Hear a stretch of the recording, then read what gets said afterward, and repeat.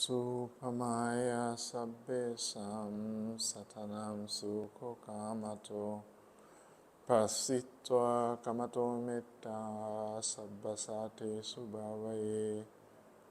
Having seen that all beings like oneself have a desire for happiness, one methodically develops loving kindness for all beings. Reflect along these lines. May I be well, happy and peaceful. May all beings be well, happy and peaceful. May I be free from suffering and its causes. May all beings be free from suffering and its causes. Sadhu, sadhu, sadhu. Okay, great. Thank you.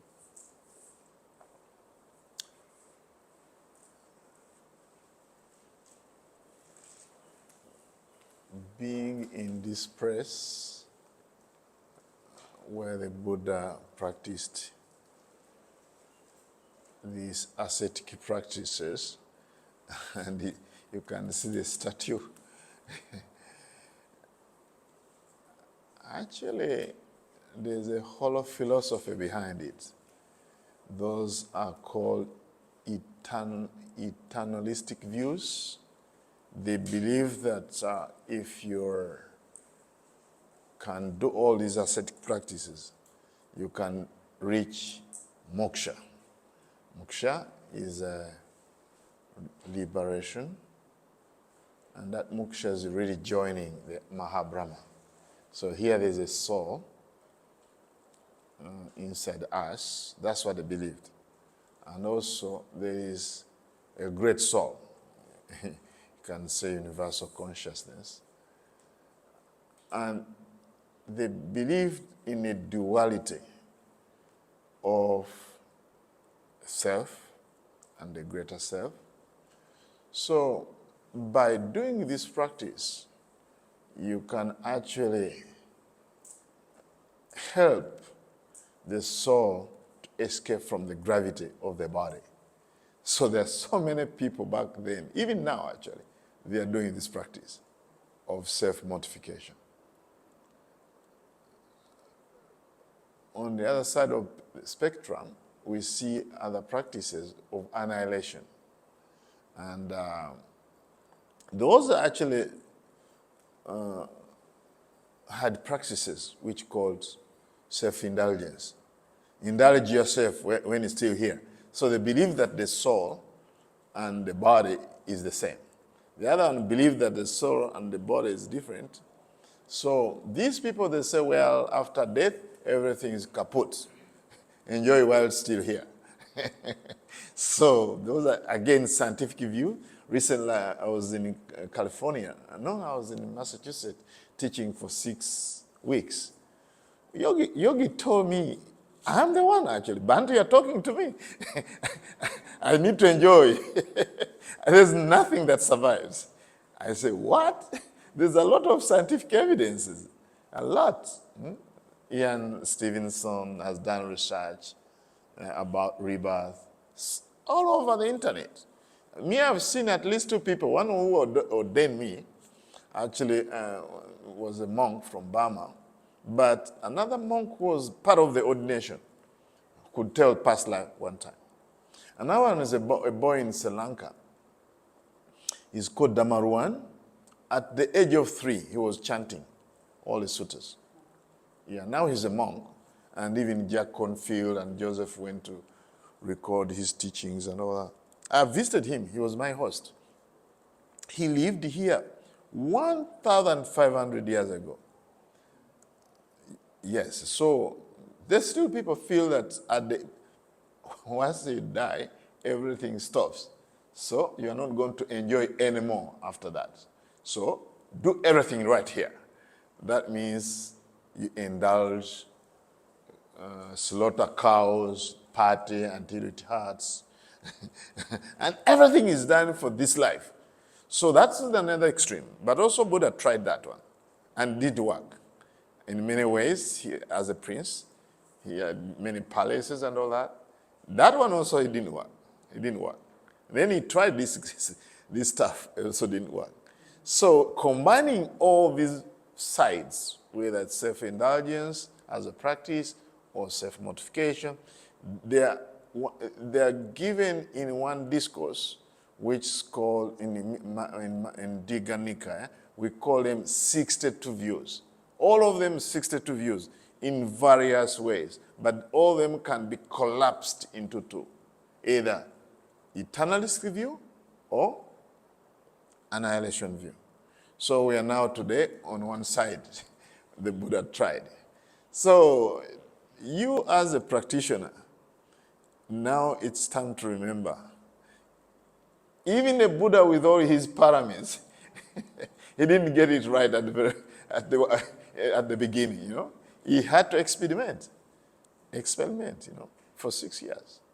So now, just to put in a context where we are, I think I wanted to remind you of that. But my Dhamma talk then is, my reflection actually, what's so special about Buddha's teaching? Why do you think it's special? For me, I was challenged actually as a monk. I went to Uganda and I was taking our papers to the CPA, and there's a Muslim, there's a Catholic, these people. And they told me, Bhante, I want to join you, but I don't see the difference. You're bringing a new religion, but I don't see the difference. And he told me that if you tell me anything different, I'm happy to join your religion. So it made me think for the first time to see what's so unique about Buddhism. And I'm not just going to dump my idea to you, but just what do you think is so unique? According to you, what makes it so unique? For me, actually, I navigated around different religions, officially as a Roman Catholic. And then I went to Delhi. Officially, I became a Baha'i. And now I got initiation in Hinduism. And I went to Tibetan Buddhism after meeting His Holiness the Dalai Lama. And then after that, I went to Tibet. Actually, even within India, I had already gone to Bangalore. I met Sai Baba. I went to Brahma Kumaris. Actually, there's a sect called Brahma Kumaris, where you sit and just say disc, like Kasina, red one. And then there will be a commentary, you are a soul, indestructible. I followed that one also for a while, you know. So then at one time I was so exhausted, reading a bit of Krishnamurti and listening to talks by Vimla. As a student, within 5 years, I navigated also all this kind of thing. Until I got totally confused, and then they asked me, what are you following? I said, I'm following my life. Life is my teacher. Until I got confused, I could not decide which one is which, you know. Yes, but what really resonated with me actually was Buddhism.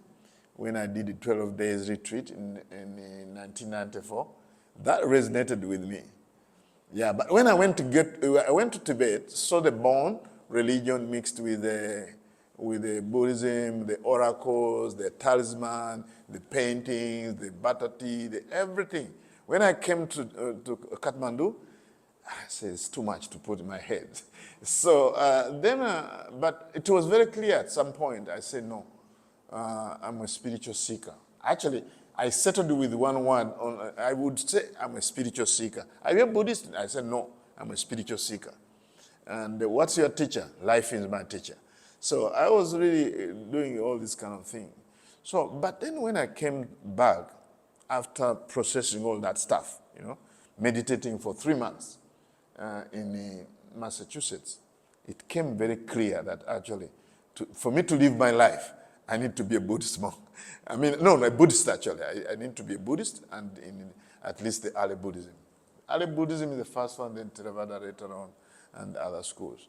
So anyway, for me, I did my homework a little bit. So for me, I find something special about Buddhism. But maybe it's me.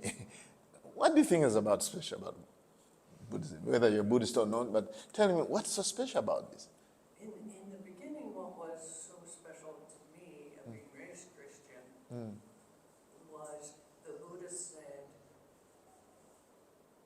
don't believe just because I say this, don't believe because others are practicing or following, but take the teachings, and if it resonates, if you can use it, then use it. Mm-hmm. And so it gave me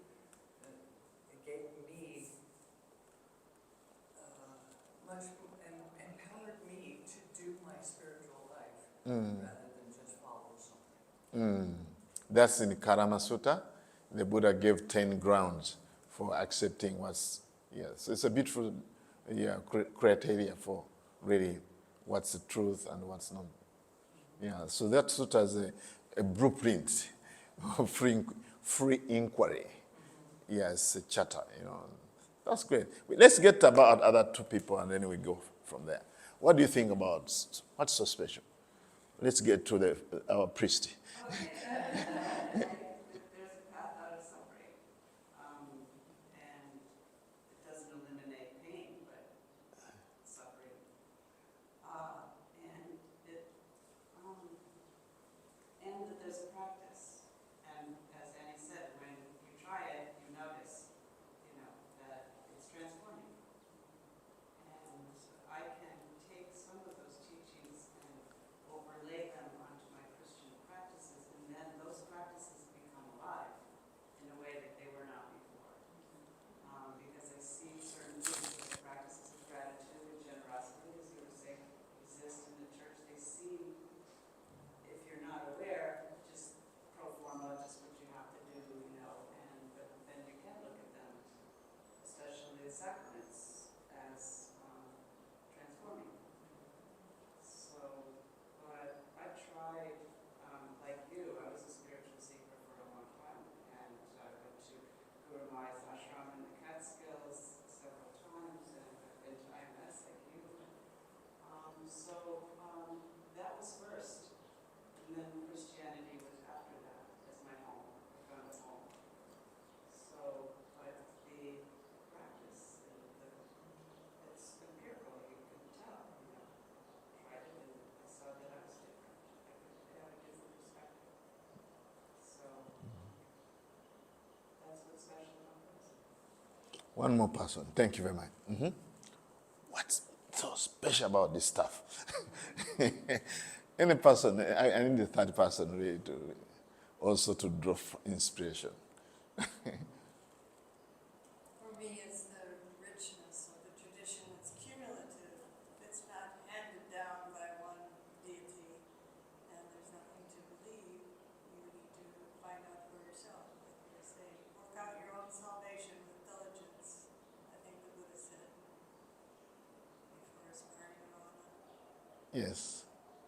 So, thank you very much. For me, when I came to this path, I found out this path the Buddha's teaching is so special in one way. I was taught to, when you do bad things, you go to hell. And also there's purgatory. I remember in a school, best students were in heaven, mediocres were in purgatory. I used to be in heaven all the time.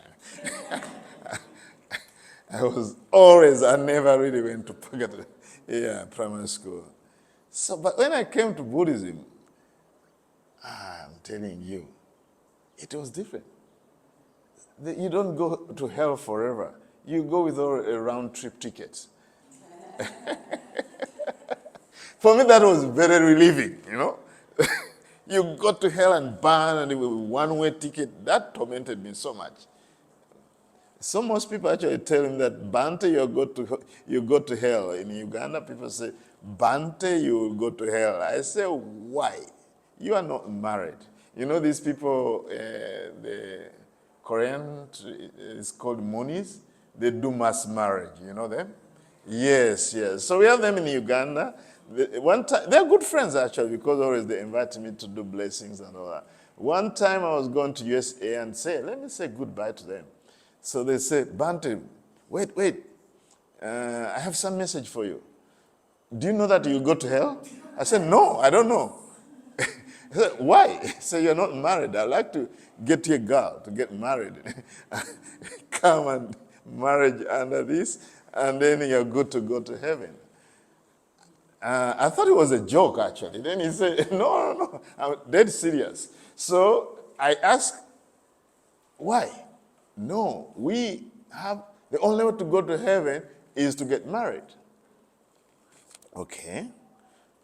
And I asked him, it was she from Guyana, actually, married to a Ugandan. They say, what about all these monks in Thailand, in Burma, Sri Lanka? She said that doesn't count. That doesn't count. Then as I said, me as a monk in Uganda, I'm helping out. I've given cleaning water to people, medical center, free of charge.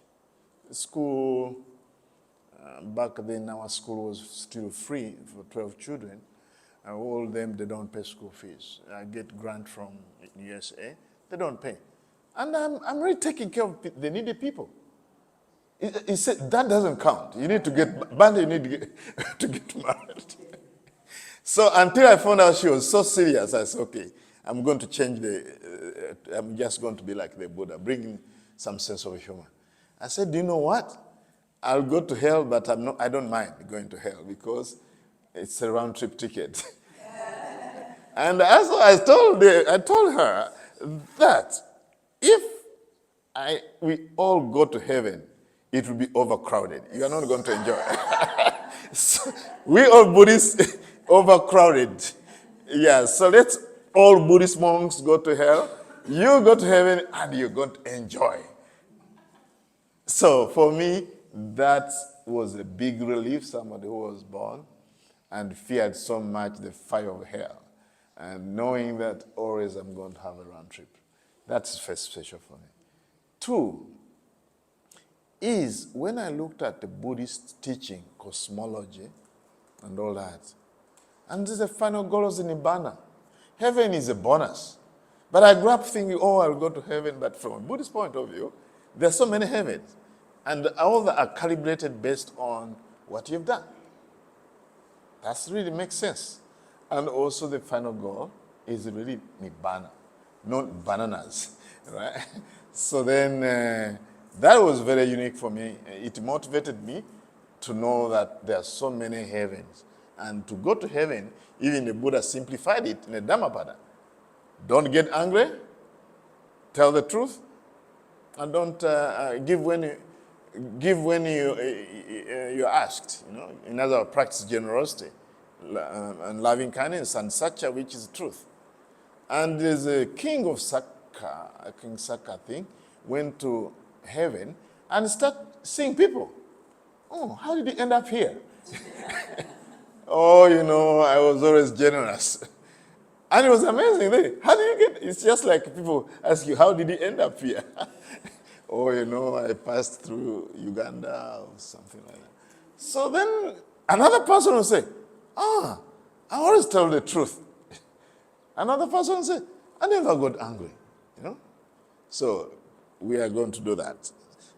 At least we are going to really talk about those teachings that brings us to heaven. And guess what? This really was, for me, a golden opportunity for me. When I read the sutra, I would say, heaven and hell is right here. Right? But for me, it just dropped the whole burden of always looking for where can I find heaven? The immediacy of those teachings for me, it was very clear that we can decide to make our heaven here or our hell here. It's our choice. So those teachings for me were very precious, and they're still precious. Then comes the second thing that I found Buddhism to be so special, was the law of karma. That you are responsible. The more I understood the law of karma, the more there was that kind of patience when things are not working. Then there's that kind of self-restraint to know that I'm the owner of my karma, born of my karma, live related to my karma. Whether I do good things or bad things, and or some unskillful, I'll be the heir to my karma. So this teaching actually, they were very profound for me, especially for me as a kid. I used to wrath going to a small thing, and then you tell all the bad things you did, and somebody will say, okay, now, I used to dodge it actually. I never liked it. I don't know you people, but for me, that was a tormenting time where I had to go to somebody and, yeah, so, but I was very young, but I was really tormented and say, okay, this person is going to forgive me. Who's going to forgive this person then? Yeah, but for me, like, I can choose when I reflect on the love karma that it's going to have a boomerang effect right there. I remember giving a talk to university students, and it was about Buddhism and science. And they say, you people, you don't believe in God, but how come that you're ethical? How come that you observe morality? You don't believe in God. God is the one who actually set up the rules, and you should follow them. I said, no, we are self-responsible. We have the love karma. Then we know that we are the one to get these things. So for me, that was very special, that I'm responsible for my stuff. And if I goof, oops, I just say, yes, I accept this. Yeah, in fact, the Buddha even gave us the way how to do this. If you encroach on some rules, you really actually don't live in self-denial. You accept the yes, I've done something unskillful. Then you determine not to do the same thing in the future. And then the third stage is really amend. Not end, amend according to the Dhamma. That means you say sorry if there's somebody, you then apologize, you forgiveness, take the precept again, that whether it was killing, whether it was... So then actually the fourth stage, do good. In that case of those four steps, there's no room for guilt, self-remorse, collapsing, wallowing, oh, I'm a bad person. No, just go. Purify the mind. That's why we get the Buddha's teaching, avoid the evil. Do what's good. Purify the mind. There's no need to worry. You can always start again and again and again. So, now, this was for me amazing. Other things that really proves to be amazing for me, and still amazing, is when I was, the Four Noble Truth. The Four Noble Truth is suffering, its cause, happiness, and the way to happiness. And all Buddha's teaching enshrined in that summary. So the Buddha's teaching is so diverse, but they have a central theme, and he compared it to the footprint of the elephant. So you can put all the animals, not one time, one by one, and everything will fit in there. Yes, everything will fit there, Yeah, everything will fit there. For me, that's also, I found out that so long as I take the Four Noble Path, I can see, oh, this is suffering. I can see for myself. And I can track down what was the cause. And then I found out what was the cause. And then I can really look at happiness when I remove the cause. Again, how I saw it that is so precious is when I was asked to give a talk at another university in 2005. They chose a topic for me. They say, come and talk about Buddhism and its significance in Africa. So 250 students came, and I gave a talk on the Four Noble Truth, suffering, its cause, happiness, and its cause. After I finished, they told them, please come and ask the monk. The first one came, our dear guest, the cause of suffering is not greed, hatred, and delusion. The cause of suffering is not believing in God and his son. So our dear guest, we are requesting you kindly to believe in God. And here we go. So then when a student at the university really told me that, I knew that where I'm on the right path. I'm in the right lane. If somebody believe, yeah, but we have seen suffering right there. And we have seen why we are really suffering. Either we are angry and we said something out of anger, and we lost a friend who is very supportive. You know? So we see this kind of suffering. I remember there's a guy who came from New York with his son, stayed in our guest wing. The boy got so angry. He said, "Dad, go out of this house." I said, the father said, "But Bhante is the one who gave us this house." So I can see this boy was so frustrated and so angry and told the father, evicted. Both of them are guests. So you can see anger, how to bring suffering right away, you know. So for me, I knew that the Buddha's teaching is so unique that you can see clearly. There's no metaphysics, you know, involved. And in fact, most people here in India, they are going through metaphysics. The Buddha just pushed that aside after his experiment. So that's very unique. That's very unique. On top of the Kalama Sutta, self-inquiry, investigate for yourself and see for yourself. In fact, it came when the Buddha was giving a talk somewhere. And the people asked, "Are you going to convert us?" All religious people come and tear down all other religious teachings and all that. Have you come to also change us from other religions to Buddhism? He said, "No, I've not come to change you.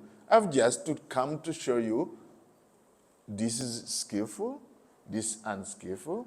This is the cause of unskillful, greed, hatred, and delusion. And this is the cause for happiness, skillful states of mind, which is generosity, loving kindness, and all that, and wisdom."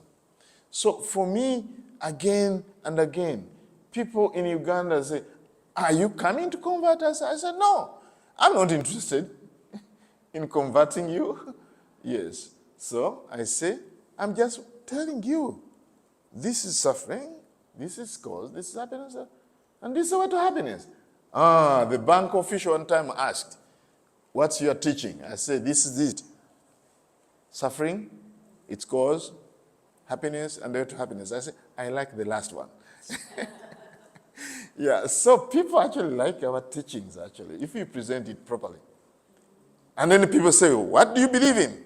That's a big one in Africa.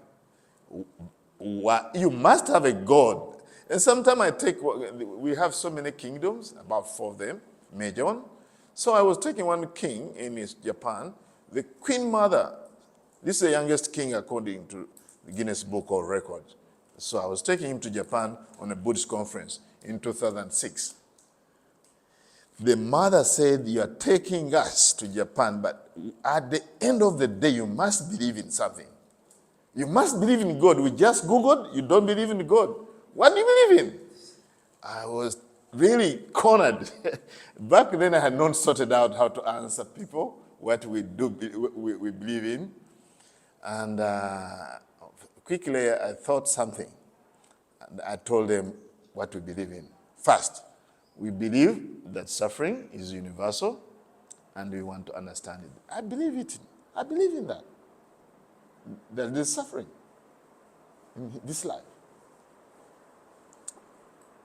I believe that I can abandon the cause of suffering. The Queen Mother was now understanding what we believe. I believe that I can realize peace in this very lifetime.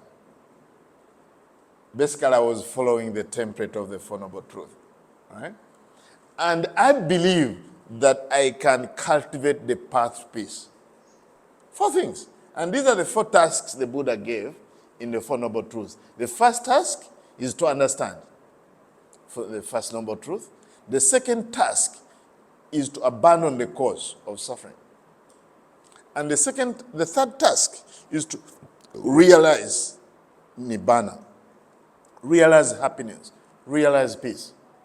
And then the fourth is to develop the Noble Eightfold Path, which you know already with the visa and also. So we need to develop that. So somebody asks you, what do you believe in? You're Buddhist. You don't have God. You know the answer. I believe that I can understand suffering.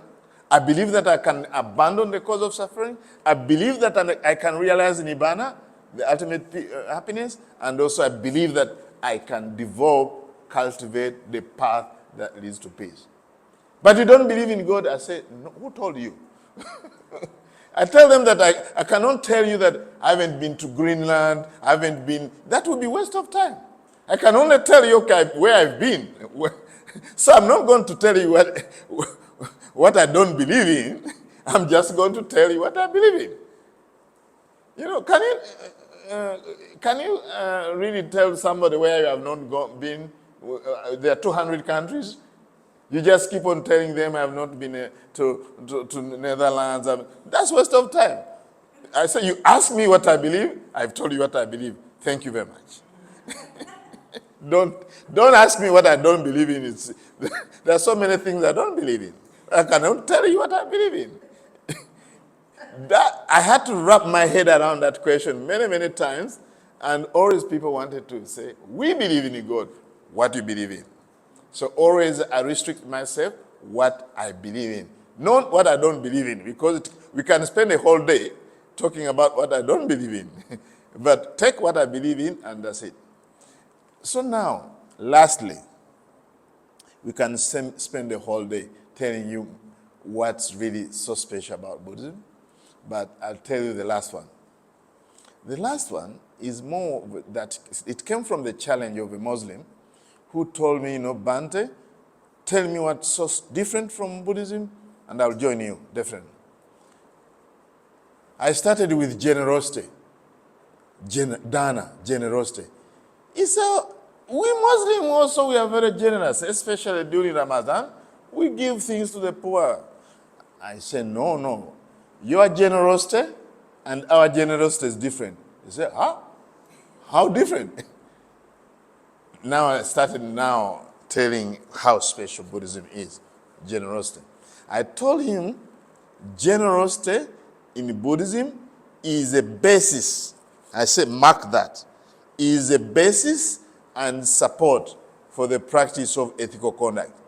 Now what I was doing is teaching him the Noble Eightfold Path, but broken into the Sila, ethical conduct, Samadhi, concentration, and Panya, wisdom. So I say the practice we are doing in Buddhism, like generosity, is a basis and support for the practice of ethical conduct. Then generosity is a basis and support for the practice of concentration, Samadhi. Generosity is a basis and support for the practice of Panya, wisdom. So now, I asked him, is that the way how you practice? No, we don't practice like that. I say, yes, that's it. So now I took him to others, even I took him to compassion. I say, we practice compassion. Your compassion is different. Now I turn to the Christian, because our CPA is Christian, and he was challenging me a lot. Then he said, we practice compassion. I said, no, for us we practice compassion. But for the word compassion in Buddhism is karuna. We translate it in English, but it doesn't quite do justice to that word karuna, which is for Brahmavihara, is boundless, it's really limitless. I say for us what we practice, compassion is a basis and support for the practice of ethical conduct. So imagine like observing the 5 precepts. Abstain from killing. Why don't you want to kill? It's because of compassion. Why don't you want to steal? So the Noble Eightfold Path again is coming in to Buddha's teaching. Basis and support for the entire Noble Eightfold Path. But you can break it down. So then I told them, in Buddhism, compassion is a basis and support for the practice of concentration. So if you want to gain your concentration, you can actually start generating thoughts of compassion. May I be free from suffering and its causes. May all beings be free from suffering and its causes. So as you do this, the mind overcome aversion and cruelty. And the 5 hindrances, at least in the gross form, they are subsiding. And then you gain concentration. And then you can use it for gaining wisdom. So then compassion, we practice it as a basis and support for for attaining concentration. And then wisdom.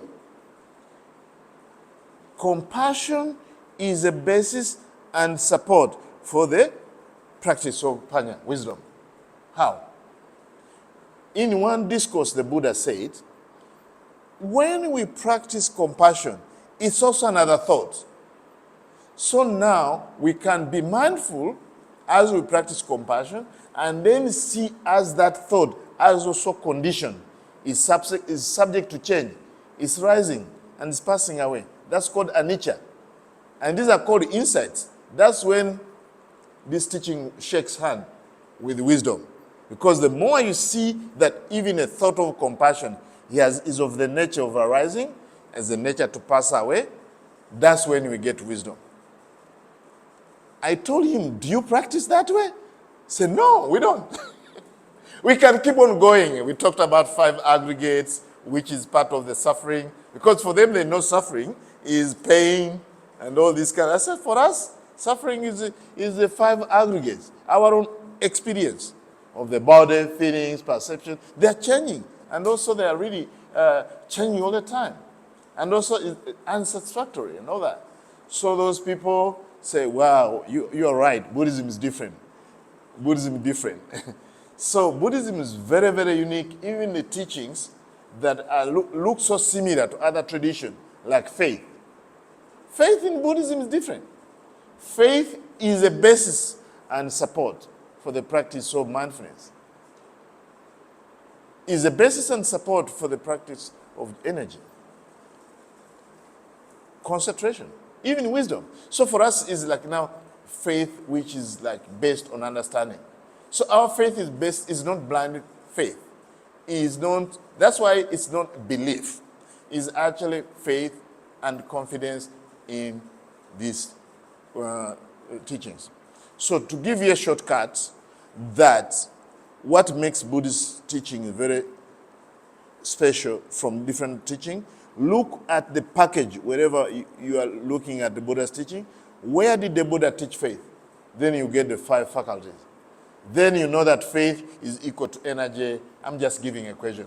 Is equal to energy, mindfulness, concentration, and wisdom. You ask other people who have faith, their faith is not like that. So every time, even loving kindness. Many teachers, even in African tradition, they talk about loving kindness. Do you want to get the flavor, African wisdom? We say that friendship, which is mitra, which later on came metta, for us in African tradition, we say that a friend is so precious, is like mushroom.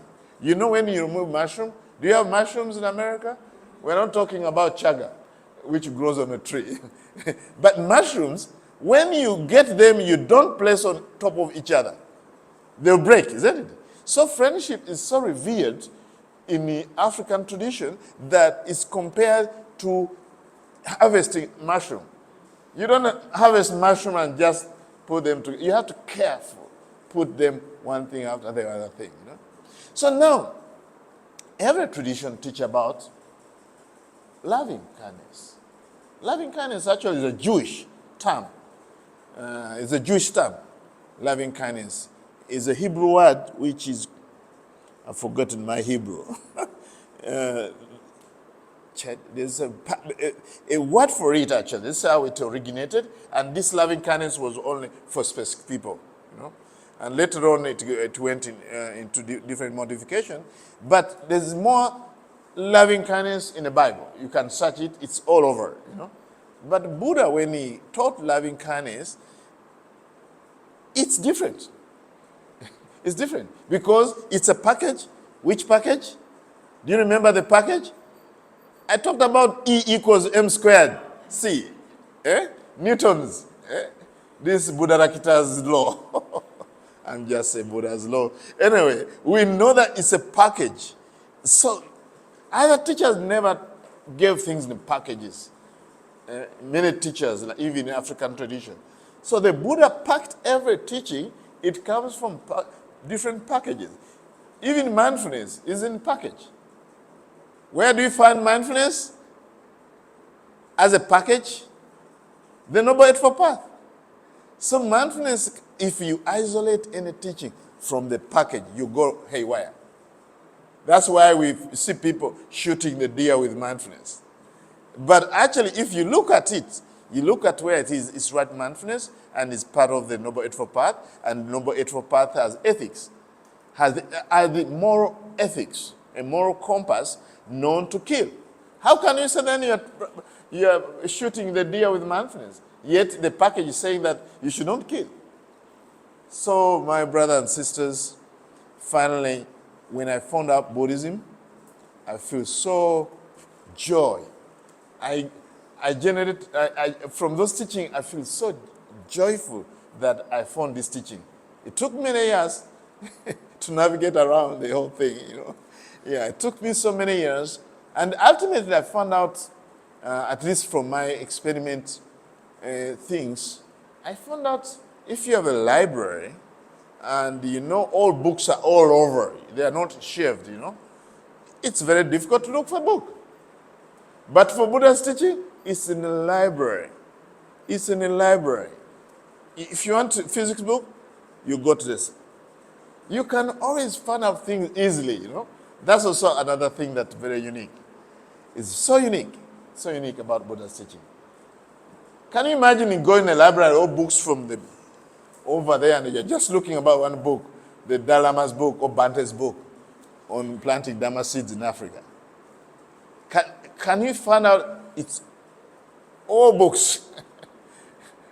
Union has a very good library, actually, one of the biggest in the Northern Hemisphere. When you go there, it's just so meticulous. But if they're going to shift and you find all those books mingled, you may not find my book. So I found out many teachings are there, in other tradition, but they're so mixed with something, and it's very, very difficult to look for it. Yeah, so even in African tradition, navigated getting nuggets of wisdom from African wisdom, it's so mixed up. I had to really take a lot of pains to find out something that I can find out. It's so scattered in proverbs and sayings and this and that. Yeah, so it's so scattered. But the Buddha really actually was very good at really make it very systematic. But even then, even we find those special teaching of the Buddha, it all, when relates to others, is found harmony. It doesn't, I'm not said to say, I'm a proud monk, Buddhist, your teaching is not well systematized. What I'm trying to say, for me, it's so amazing that the Buddha set up the teaching, which is very unique, and it relates very well to all other teachings. There's no doubt about it. And you can really practice it, even when with other religion. And for me, that was I was so relieved that you don't have to leave your religion to practice Buddhism. Many people actually always say, Bhante, I teach in Brazil and people say, Bhante, I'm very sorry. Whatever you taught, I can apply it in my therapist session. I'm a psychotherapist from Brazil, but what you taught, I can apply it in all of my therapeutic session. But Bhante, I'm very sorry. I said, why are you sorry? After that 10 days retreat, somebody say, I'm very sorry. I said, why do you feel sorry? Bhante, I cannot become a Buddha. I cannot become a Buddhist. I said, don't worry. You don't have to be a Buddhist to really practice Buddhism. And then I told him, do you have to have a degree in engineering to drive your car? I said, no, I just drive. I say, if really the engine break, you'll have problems. But in terms of driving your car from A to B, you don't have to be an engineer. If you were, that's a plus. That's a plus. It reminds me that somebody, I think, from America was driving a Land Rover in Tanzania, and to break down, just got the whole thing packed, pressed everything and put it together and drive again. We don't have to do that. We don't have to do that. Because according to Buddhism, the teaching of the Buddha is meant to take you from A to B. You don't have to be an engineer. If you are, it's a plus side. That's the problem people have in Uganda. They say, Bhante, I like your teaching, but I don't want to dress like you.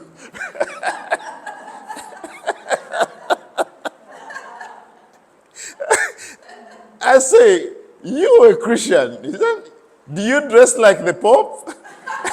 Do you dress like the Archbishop? I said, no. I said, just take the teaching, you know.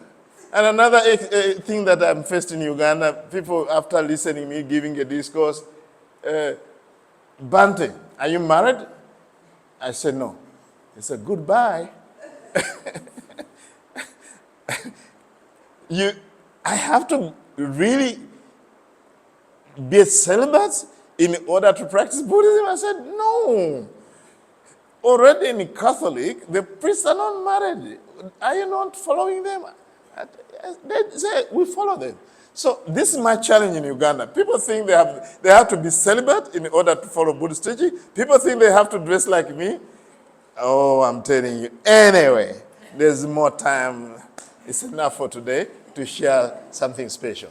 Thank you very much. It says sadhu, sadhu, sadhu, sadhu. Kimberly, what do you believe in? Now you know. If somebody asks you what you believe in, very simple. I believe that I can understand suffering. I believe that I can abandon the cause of suffering. I believe I can realize the peace and happiness. I believe that I can really cultivate this. Okay, maybe you are less likely to be asked this in USA. But in Uganda, in Africa, people want you to... Always people ask that for African people. It's just like in India. When I just came in India, I was so perplexed. From where are you coming from? Where are you coming from? How much your father's earning? Are you married? Married? Things that nobody asks in Africa. Nobody in Africa asks your age. Nobody asks you your father's income. But when I was a student here, I was doing Bachelor of Commerce, and then I had to take a study with students. The students, when they studied, in the evening they would go in their father's shop and they do everything. They are grooming them to take the shop so they know how much money their father earns. I don't know how much my father earns. What's your father's salary? Sir? Bus up. From where are you coming from? Are you married? Are you married? So marriage here is very important. So people will ask you when they're married. But in Uganda, they're not asking you this question. But ultimately in Africa, when you come to visit me in Uganda, for sure, what you believe in. There's so much concern on your beliefs. Anyway, that's enough for what I've shared. There's Q&A. Please ask any question. Yes. So obviously Buddhism resonated with you, but what made you make the decision to be a monastic as opposed to just being a Buddhist layperson? Why that extra step? Actually, I looked at my life. I had traveled quite a bit, and I've worked in Thailand as a scuba diving instructor in a resort. And the people were crying when they left the resort. People from Spain, France. They came for honeymoon. I think bitter moon, because some of the time they were just not so happy. Anyway, they spent 2 weeks. They said we have to go back to work in France. And for me, I was living here for 1 year. I mean, in Kopipi for 1 year. Good job. Not a lot of money, but rich life. Eating very well. Good friends from around the world. Dive after one dive. Very beautiful dive. Everything. And it was not hitting the spot, really. Mind you, I did that one in 1996. But in 1994, I had really meditated for 12 days in Tibetan tradition, and I touched that place whereby it was coming from inside through meditation. That thing that I touched in 1994, it kept on reminding me that this was not something that came from food. It didn't come from friends. It didn't come from a good dive. It didn't come from anything else. It kept me haunting me. As I was going through as a scuba diving instructor, I would go cave diving. We all have good time. I wasn't born a Buddhist. I wasn't born a monk. I was just a Ugandan normal boy who wanted to enjoy. And I did it, just like the Buddha. Done that. On sometime holidays, I would say, I'm going to leave PP and go to Krabi. I want to keep dry because every time I'm wet. People say, you're going for a holiday. I thought you have already a holiday. So on that day, I would go to another island and just say, kayak. I'm just going to stay dry. Kayaking. I really, 2 years, I felt that I've explored everything I needed without much money, actually. Being an instructor, you earn a little bit of money, but not the richest person. But I see rich people coming. People, pilots of Asiana, they come for only 1 week and go. You're a lucky boy. You're just here, playing around. You're not even working. You're playing. People are paying you to have fun. For us, we have to save a lot of money to come in this resort. So I was there in what may be ultimate destination for people who have worked so hard. So that made me review my life. Of course, I was heading for course director, which again would dump me in more joys of being in a 5-star, floating here and there. So when I went to the United States to meditate for 3 months, I meditated and meditated and meditated and meditated. What is the best way to lead my life? I found also there was a lot of dukkha. But dukkha was coming from the side of enjoying too much. And it felt so hollow. I remember I would get so many friends from England. They would come for 1 week, from Sweden, everywhere. And when they leave, they take your heart. Broken hearts. So I felt there must be something that really is not based on external conditions. So inside all the joys, there was some vacuum of very hollow and very unsatisfactory. And after meditating for 3 months, I got through all emotional pain and physical pain. And then I started questioning, what would be the best time for my life to live a life that I really want? I had made a vow with His Holiness the Dalai Lama in 1994. I told him that I really want you to bless me to do the work in Africa, which is, I formed Afro-Tibetan Friendship Society, which was a delusion, a big delusion. I said, I'm going to cover the entire Africa and tell them what I found. So I told Dalai Lama, please, this is what I think. After meditating, I felt something, peace, and I want to introduce it to Africa. I formed Afro-Tibetan Friendship Society. I want to help Africans really find this one. It's cool. It's amazing. So, he chanted for me. He blessed me. I don't remember any word. I just hear. After that, he told me something, because that's the only 2 things he did for me for 5 minutes. He told me that you want to bring Buddhism to Africa? You need friends. You need friends. He didn't tell me he's a recommendation to Richard Gere. He is my rich disciples. They can help you kickstart your stuff. He said you need to get friends. So now I left him. We hugged. So because I had that already, feeling the blessing of the Dalai Lama that actually I need to do something for Africa, it was haunting me that I was not doing it immediately. It took me 10 years, you know. I met in 94, here am I in 99, and I don't see any prospects of restarting my project. So now, when I meditated, I say, I was supposed to go to Florida, it's called Verona Beach, to do my last course in the whole diving industry. And I'm telling you, I will be flying all over to certify instructors.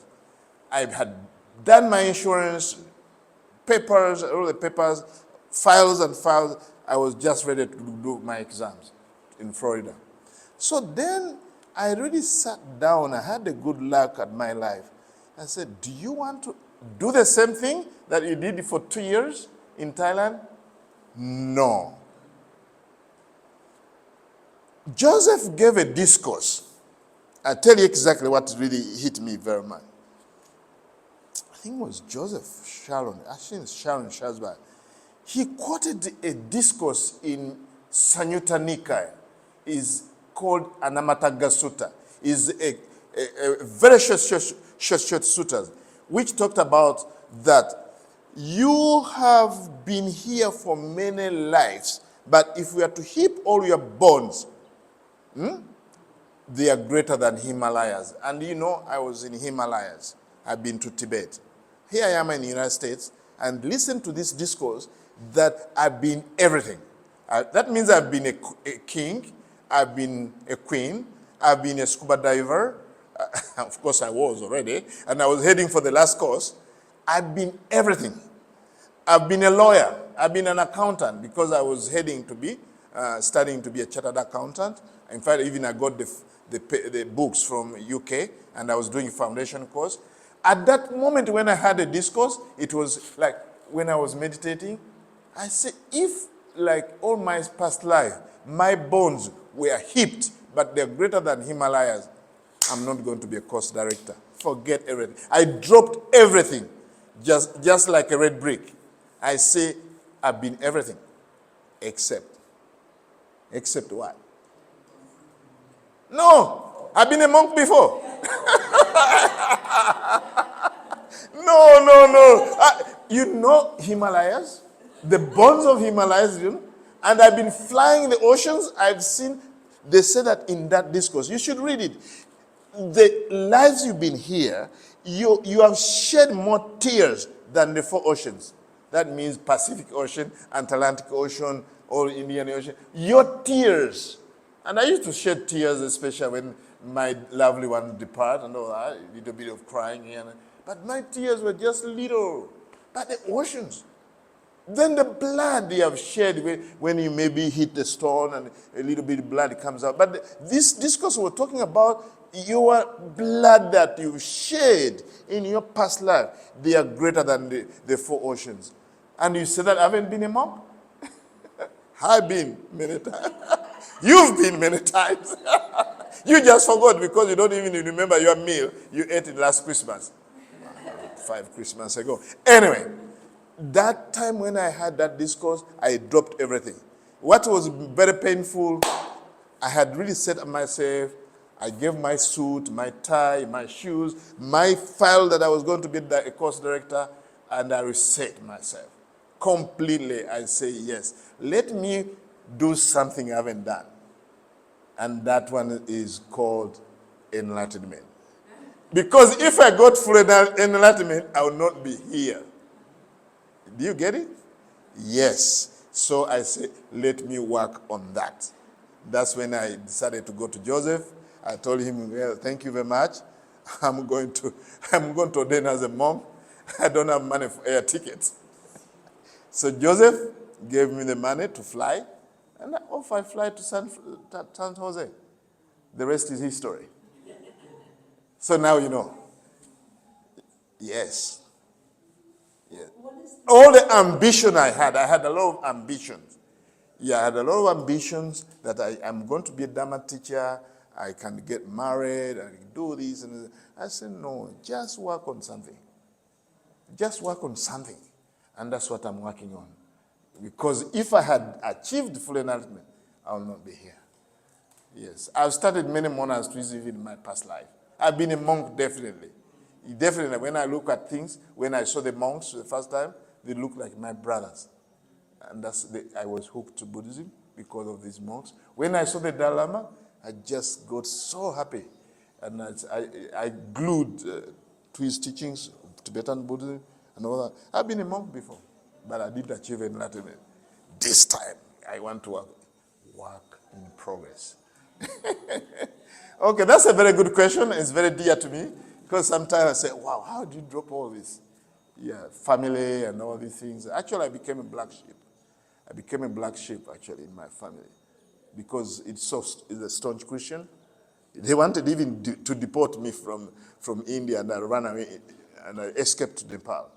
They were not very happy that I'm a Buddhist. Yeah, and I had my relative working at the embassy in Uganda embassy in India.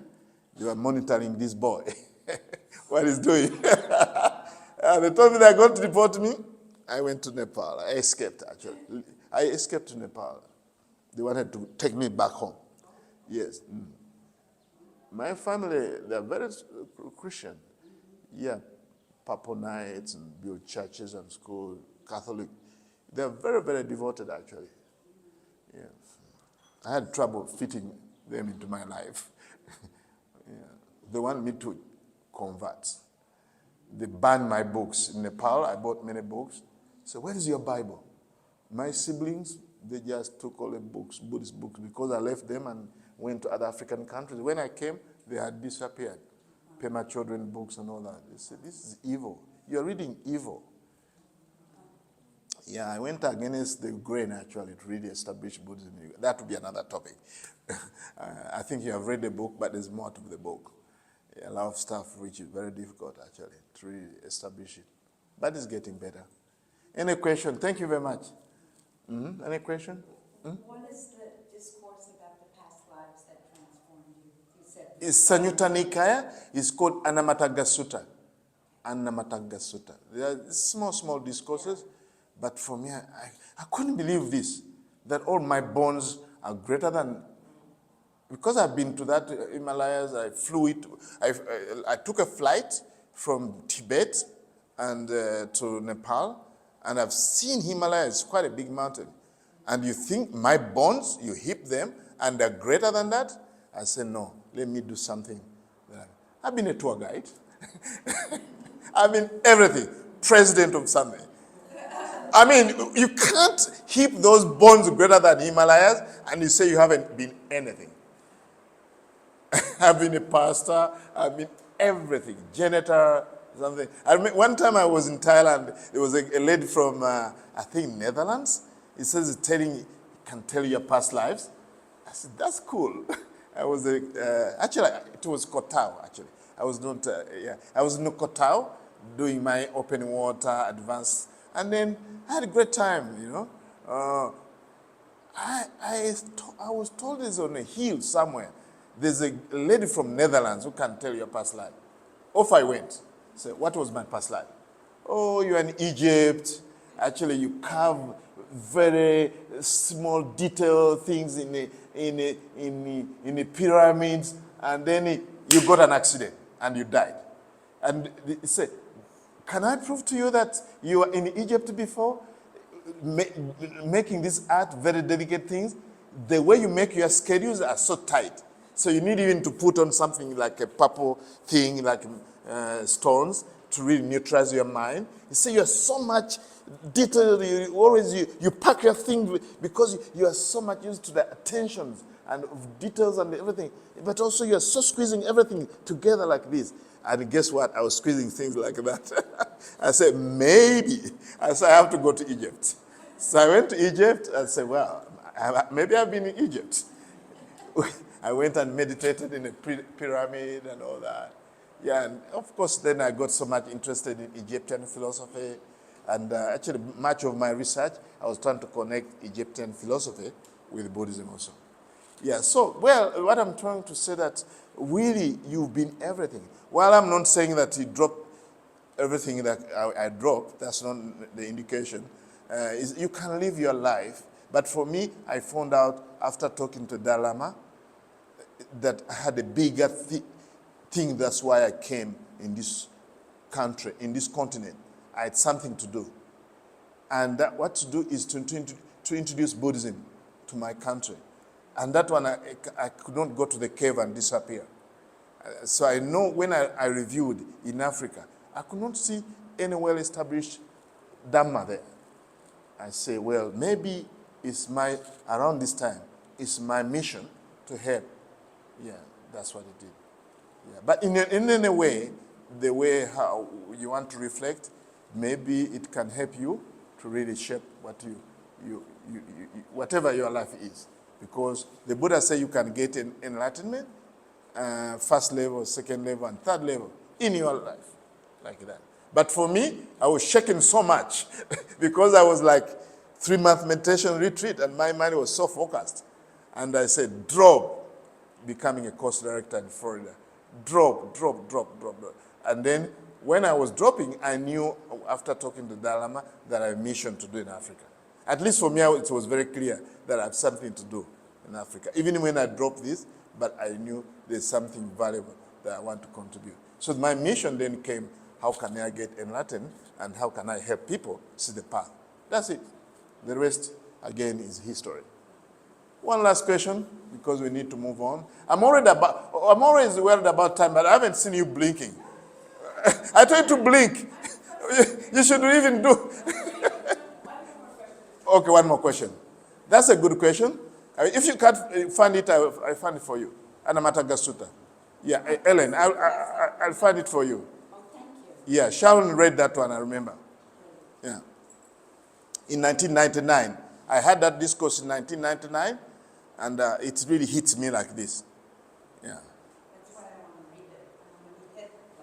I want to be hit like that. There are so many things, actually. But also against that, it hit me because I had really gone through 2 years of having everything. Because when I was studying in India, I could not enjoy. As an African boy, it's so different culture. When I went to Thailand, oh, wow. Everything is opened up, and I enjoy it. Yeah, I enjoy that. Then I say, wow, there's a limitation to this. I think similar to Buddhism, to the Buddha. When he lived as a king, a prince, he had all whatever he can do as a prince. And he said, no, there's more to this. So I reached that stage after 3-month meditation to know that there's more to this than what I was going to do again. Actually, I was going to do the same thing again. Here we go. Become a course director, start going to resorts, and I've already done that. Been there, and all that. So I said, no, let me do something else. One last question. There's no time to ask questions anyway. But it was really that time that you spent, those 3 months going inside when the answer came. Yes, the answer came from those 3 months. Mind you, at that time I was meditating but warming my practice. Now it went to the boiling point. 3 months is quite a big eating, sitting, pain here, pain everywhere. You go through all that. You go through all the memories, the past, and then you get calm days when you have razor clear about your life and say, do I want to live this life again? The thing is that you reach a stage, I think we call it super saturated. You can get saturated, but also you can get super saturated. You eat the best food. Today you change red curry, yellow curry, green curry, everything. 1 day, 1 week, leaving a resort. You don't cook. You just eat in a hotel. You go to the boat, you eat in the boat. You get friends, you give them certificate, they get party license, they go, they keep on touch, writing later. So you get so many friends, you eat so much good food, you enjoy, you party until it hurts, and everything. And then you ask yourself, what's more to this? This is what I'm talking about. You need to reach that stage, not theoretically in a book, but really, yeah. But some people also, it comes from their side, too much suffering. And they reach super saturated also. People can suffer in different ways. You can suffer from a side of really accessing whatever you want, and you see it's hollow. Also, you can suffer also coming from the fishes. Yes. So then you ask me why you became a monk, it's because of dukkha. Super dukkha.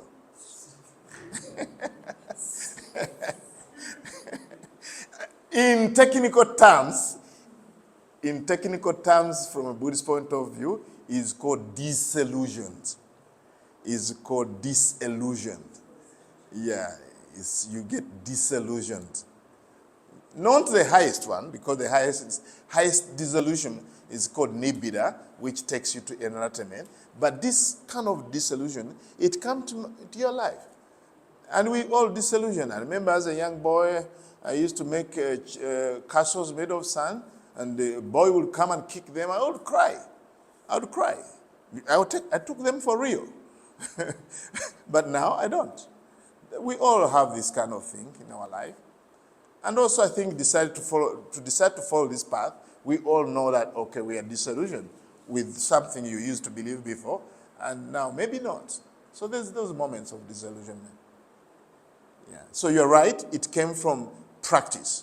It didn't come from anything else. It came from introspection and practice, and you say yes. And I think also something special about Buddha's teaching, that we don't live one single life. As a Christian, I knew that I'm living a single life, and I'm waiting for resurrection. And then I go and join God, my Father, or something. But for me, living so many lives, also that was a relief. I said, okay, if I try now and drop everything, I have another chance. That was for me a bit of a relief also, that if I really dedicate my life to this path as a monk, and if I don't do good, there's another chance. Yeah, there's always another chance. One monk asked me, how long are you going to become a monk? I had just ordained. He was from German. He came to West Virginia. And we were walking. For him, he was senior to me. But are you going to be a monk for your life, for the entire life? I say, I take it moment to moment. He told me, you moment to moment freaks. Come on. Don't you know that we live so many lives? Why don't you try this one? In the case it doesn't work out, there's always another one. For me, I think I always didn't tell people that I would be a monk for the rest of my life. I said I will take it for the moment until this fellow monk challenged me. He said, yeah. So anyway, it was a joy to share the Dhamma with you. I hope this resonates with you, and always find something special about the Buddha Dhamma. Thank you very much. Okay, great.